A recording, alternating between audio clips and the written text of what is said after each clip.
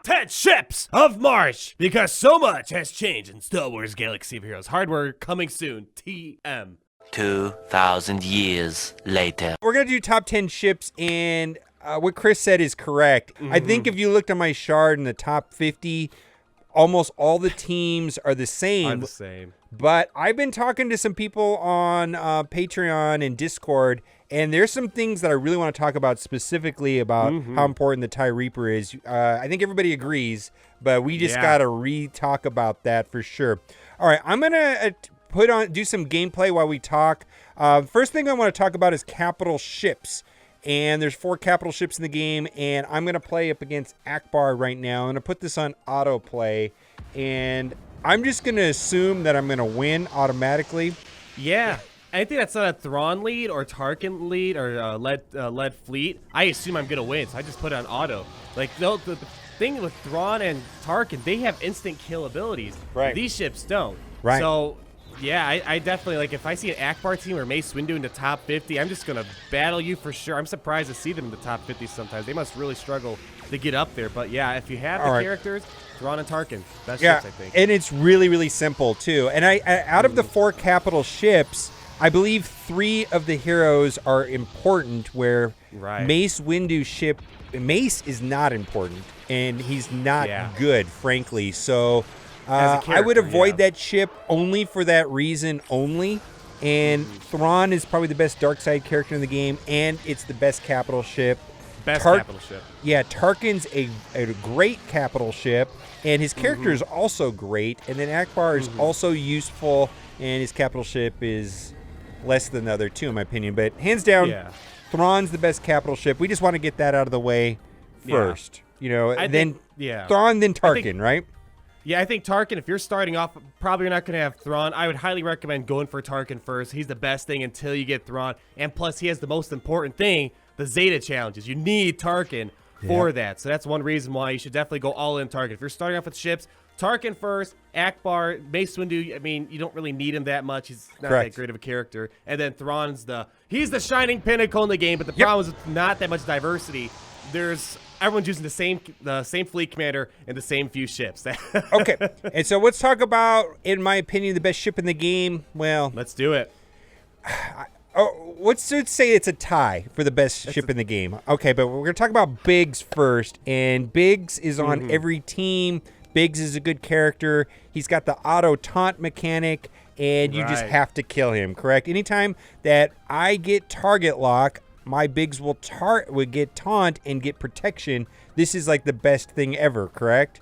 Right, yeah, it's such a flexible ship, and it's one that a lot of people rely on. So I've got taunt right now, and I'm going to do I don't need to do the basic, but I'll do the big attack right there. But like when Darth Vader goes, I'm going to be getting my protection back. Look at this, protection back. It's just a taunt battle between, like, there's all it really comes to this game. It's like it's just a battle between the Reapers. It's a battle between the 2 TIE fighter pods. It's the battle between the Biggs. It's who's going to get the most turn meter removal, who's going to get the most turn meter gain, and who's going to get the most taunts from Biggs. And you have, it's a tie there. There we go. Time. You took out my Biggs, I took out yours. This is the way every battle is. And pretty much, you have to have Biggs. He's good. His character is good, and he's the then you just build the team around target lock, and you're good to go. Yeah. So Biggs used to be way better too at some point too before they changed him around a little bit. Right. Yeah. He had unlimited protection gain. Yeah, well, now it's much better. So Thrawn, Biggs, now Reaper, TIE Reaper, the ship right here, is the most. If you don't have TIE Reaper, you've lost. And you will fall overnight like a million places. And the thing about TIE Reaper also is that he's playable at 5 stars. And talk about why he's playable at 5 stars. It doesn't even matter what you don't have to have anything on him. You have to have him. Pretty much. I think you unlock him at 3 stars too, isn't it? It's not even a 5-star ship. It's a very low star. At least I think I got him at 3 stars way back when. But yeah, he's definitely tied for #1 ship. I think there's actually 3 ships that could be tied for #1 in my opinion. But TIE Reaper, anytime you're defeating ships, either on their side or your ships are being defeated, you're removing turn meter from the opposing capital ship. That's the first and only ship in the game, correct me if I'm wrong, that has fleet commander turn meter removal. And if you just constantly knock out ships, the fleet commander will never get a turn, and this translates in a Thrawn versus Thrawn battle. this is leading to the point that their Thrawn isn't going to eliminate one of your characters, and that's really important. So you got to eliminate a character right there. I wiped out 2 right there. I got rid of your Reaper wiped out and 2, but, wow, that was great. Yeah, and the thing is, if they don't have a Reaper, then they're not going to be able to slow you down. So yeah, Reaper's really important to just control the enemy's fleet. That's really what it comes handy to, and it's one of those ships that works great at a very, very, very low star count. So if you don't have at a high star count, it doesn't matter. It's all about his passive. That's really coming down so to. It's only about his passive. Now, you wouldn't want to play Reaper at a low star if you didn't have Biggs. So there is the assumption that you have to have Biggs to protect the Reaper, and then it's like you're obligated to kill off the Biggs first, and then target number 1 is Reaper without a doubt. And so those are the 2 most important ships in the game, I believe, Biggs and Reaper. And if you're going to be... Another thing about Reaper is that both the underlying characters are amazing. You know, Death Trooper and Short Trooper. And it's on that really hard... Yeah. It's on that hard node where you get the Short Trooper node, right? So you want to be farming that anyways. And I think you should be farming 3 nodes, hard nodes, because it takes, like 6 months to get these things going? I just got Kylo Ren's command shell to 7 stars 2 weeks ago, and I'm just about to get the Reaper to 7 stars probably tomorrow, and that's a long time. Those ships came out like over a year ago, and I'm just starting to get them to 7 stars today. Yes. It's a very long farm. So we're talking about 3 nodes that are must farms, and we're talking about Kylo Ren's command shuttle, the Millennium Falcon, and the TIE Reaper. Just everyday farm them. I waited a couple months, and I'm just starting to get them going, and now I've got them in between 5 and 6 stars, and it just takes months. You just gotta forget, just do it, but put it out of your mind. It's going to take a long time, and if you think of how long it actually takes, it's going to be crazy. So yeah, let me go ahead and tack you back. I do want to say, though, I think there's honestly a 3rd ship that could be tied for number 1. And this is a ship that's almost on every team, right? I think probably every team is just the TIE Fighter pilot. Correct. His character is also, his ship is also one of those win conditions. What character can get, whose TIE Fighter pilot can evade the most? That's really where the win comes down to then. Okay. All of a sudden. Yeah, and I was going to kind of move into a second segment, which includes both of the TIE Fighters. The First Order TIE Fighter and the regular TIE Fighter. I don't think First Order TIE Fighter is 100. He's great. He's an amazing character. Don't get me wrong. But the thing is, it's not 100%. It's not the win condition. The win condition's like if the other person's TIE Fighter is evading left and right, their Thrawn is just going to go right away, and it's game over. It's like I evaded right there. I got a bunch of Terminator from my ship. Right. So that's really what it's coming down to. Okay, so anytime that the TIE Fighter evades, your capital ship gets a turn meter, and he has some ridiculous amount of dodge, like 40-something%, correct? And it's he becomes a whole problem in itself. And so the two TIE ships, first of all, the First Order TIE, I've seen him do 100,000 damage sometimes. Yeah, it's crazy, he does right? big damage. Yeah. Yeah, big damage, and a lot of people target him first. And he's actually a lot easier to kill than you want to save the TIE for last, because you don't want fueling turn meter to the capital ship, right? So right. And then so what you're doing right there is you're targeting the TIE Fighter with Darth Vader. Okay. Darth Vader. So let's just recap a little bit. We got Thrawn, Biggs, Reaper, and the 2 TIEs, and then the regular TIE Fighter becomes such an annoyance with all the dodges and invasions that you have to have a way of beating that. And the most logical one for every team is Darth Vader's ship, not only because the character's amazing, he is target I got lock. No dodges out of my TIE Fighter, man. Well, I was hoping. There's some people who are Reaper. I got to get the Reaper. Some people may be wondering why I had TIE Fighter pilots stand out in the open with Darth Maul's Scimitar. It's because I sometimes bank on the fact that when TIE Fighter pilot's going to stand out in the open, he's going to evade a lot and therefore give me a lot of turn meters. I do play that strat. It's a very risky strategy, but sometimes it pays off, and he'll evade every single attack, and then I'll just get all this turn meter and win the battle. It's a risky move. Didn't really pay off there. I got attacked hit every single time. Attack me back again. Yeah. So Darth Vader is very important I'm just gonna say, every lineup has these 5 ships in their lineup. They're running, or 6 ships. So we're 6 ships into this video right now. Yeah, Thrawn, yes, yeah. the Thrawn, the 2 TIEs, Darth's TIE, Biggs, and the TIE Reaper. So actually, the 4 TIEs, it's 4 TIE ships, right? TIE Advanced, the TIE Fighter, First Order TIE Fighter, and the TIE Reaper. 4 TIEs and Biggs is the team. That's it. I mean, these are like, what do you say? 80% of the teams use this. I mean, it's just pretty like much. I don't know if there's a meta report that shows this, but that's got to be pretty accurate. No, that's just from gut feeling. It seems like probably 40 out of the top 50 teams on my shard use this. I mean, sometimes I'm demolishing you now, Jesus. Yeah, and this is exactly what happens. It's like it comes down to the target locks at the beginning, and my TIE Reaper is like just chewing away this turn meter off you, so you can't even take a turn. No, yeah, it either goes from you losing sometimes to like you just what happened? I just walked over them, right? I mean, it's always like this. So I do want to, because we were talking about the TIE Fighter problem. Poe is also a good solution to that because he has an unavoidable attack, his special attack. So a lot of people run Poe just with the, for the chance to take care of the TIE Pilot because the TIE Pilot has all that dodge. Okay, so I think we're going into one more of the no-brainers, and then we're going to go into like player's choice here in a minute. And the last you're going to get against Akbar. I'm going to auto them. Yeah, it's without Thrawn. It's such an easy battle. Yeah. So number one character for the sidebar and no-brainer and must-have in my opinion is Darth Maul's Scimitar. Agreed. He comes into play and he will, so basically what's going to happen is your Biggs is going to die. You're going to bring in the Scimitar, and the Scimitar is going to protect the Reaper because it's all about protecting the Reaper. And he puts everybody on stealth. He gives protection. He gives retribution. He gives target lock when new ships come into battle. Plus, he gives boost to heroes while they're stealth. So he's a no-brainer ship. Now, I also want to say, so far, all the characters that we've talked about, all the ships we've talked about, the underlying characters are decent. Yes. All of them. That's a big thing. Yeah. We're talking about Maul and Darth Vader and the TIE pilots and Thrawn and Biggs. These are all like Trooper. A-B characters at least. Like good characters, right? Strong Bs on all of them, right?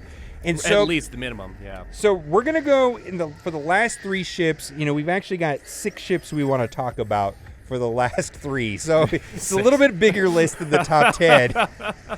Because there's a couple ships that are really good, but I take issue with the underlying characters, right? Yeah, it's the character problem. That's if you want your ship to be good, you need to kind of put a little investment in the characters, and the characters might not be top tier quality characters to put in, as we'll find out in a second here. Okay, so we're gonna talk about 2 of those characters, and that is Biston's ship and the Gauntlet Starfighter. Now you went crazy. You want me to attack you now? Yeah, go ahead and attack me. Yeah, I did a couple battles for you. All right, we've got this loaded up, and I'm going to attack you. So we're going to talk about the Biston ship and the Gauntlet Starfighter. Now, I have not really looked into these 2 ships because the underlying characters are not amazing. What are your thoughts on those 2? On Biston ship, I got to say, I haven't really used it too much. I know it's got a purpose. It works. I have seen some videos where the Biston's U-Wing works pretty well in a Grand Admiral Thrawn team, but I don't think it's that good that you should depart from that typical lineup that we talked about. He's a good ship, but see, I didn't get the target lock there for the taunt, and you took out probably one of the most important ships. Boy, he had like a 40% chance to dodge, and boy, and I didn't I probably can come back, but boy, that's a rough start right there. That's a really rough start. Yeah, losing your TIE Pilot. Yeah, so sometimes TIE Pilot evades everything. He has the highest base evasion from all the ships. That's something really important to keep in mind, which is why he evades so much and why his unique is so important.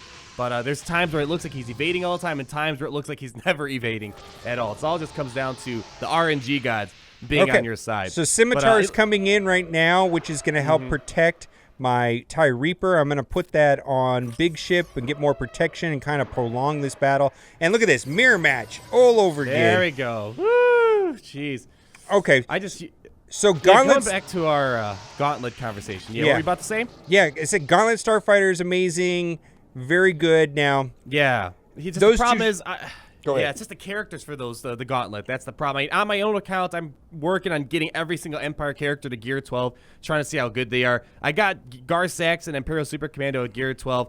The ship is great. I mean, you get the protection. You get 40% protection for Empire. You get the cleanse, and AoE cleanse is pretty huge in ships with all the target lock. And he's got the buff immunity, and he gets all this additional speed for each Empire ally. It's a really great ship. But the problem is Gar Saxon Imperial Super Commando, not much use out of them. I barely even like using them for dark side territory battles because he doesn't have the best leader out there.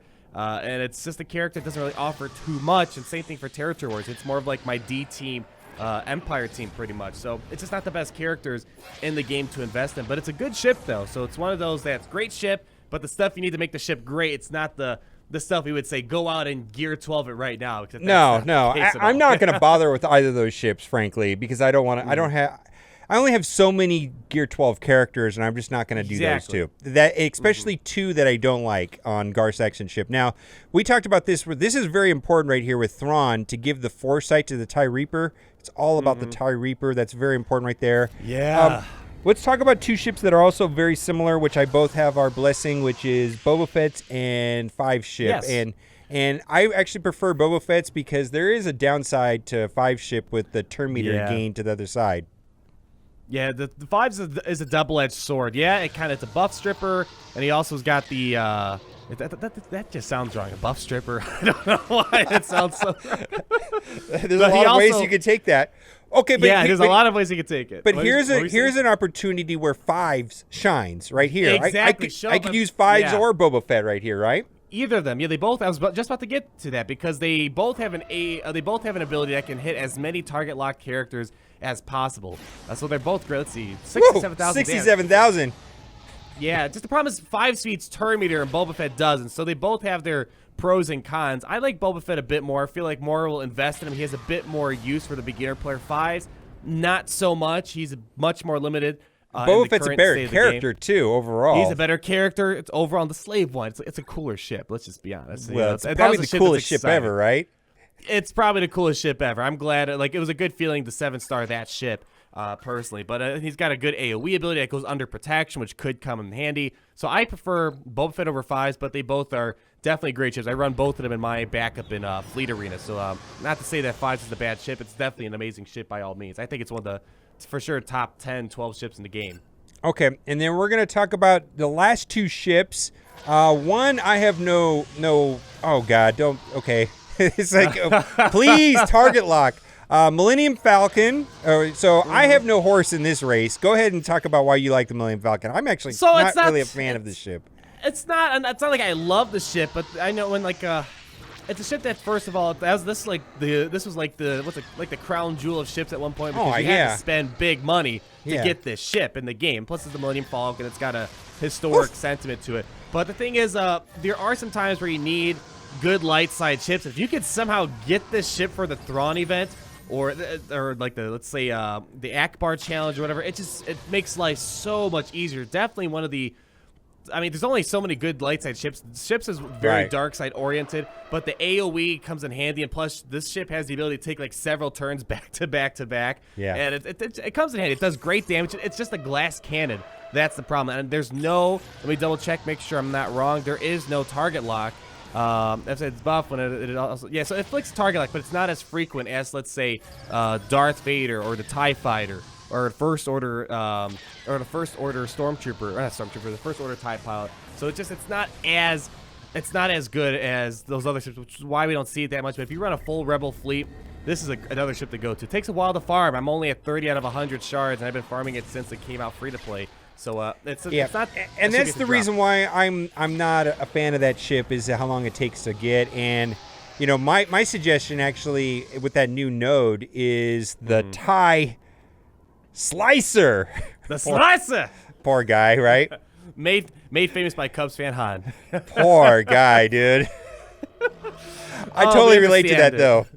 Yeah, the Lord of Knowledge, right? Yeah, exactly. I did something similar in another video. But the TIE Slicer, boy, on a cantina where you were able to get Kylo Ren unmasked, who's very useful, and so is his ship. It's kind of a great thing, both of them together. Probably like the best thing that they've given us in a long time.